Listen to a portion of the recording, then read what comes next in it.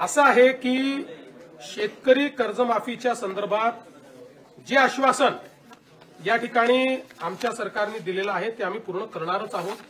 पण आमचे माननीय उद्धवजी हे नेहमी मी कर्जमाफी केली हे सांगत असतात, म्हणून आपल्या फक्त नजरेस आणून देतो की महात्मा ज्योतिराव फुले ही कर्जमाफीची योजना त्यांनी घोषित केली होती।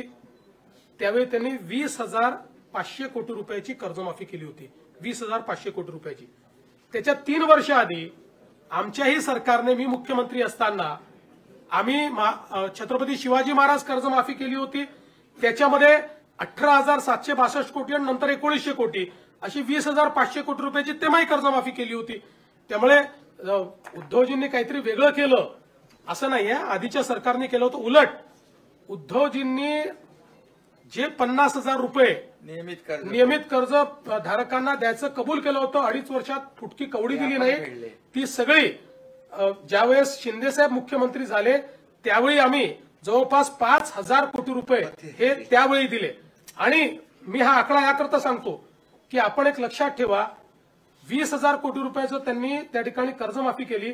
आम्ही तर आता जे कम्पेन्सेशन देतो ते 18,000 कोटीचं आहे, म्हणजे 18 नाही, ते खरडून गेलेल्या जमिनीचा विषय केला तर 21,000 कोटीचा आहे।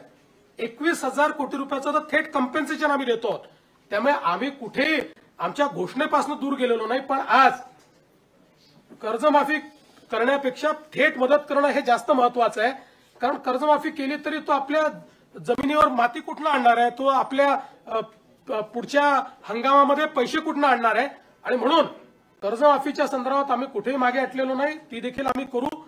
पण आज जी थेट मदत करणं हे गरजेचं आहे, ती थेट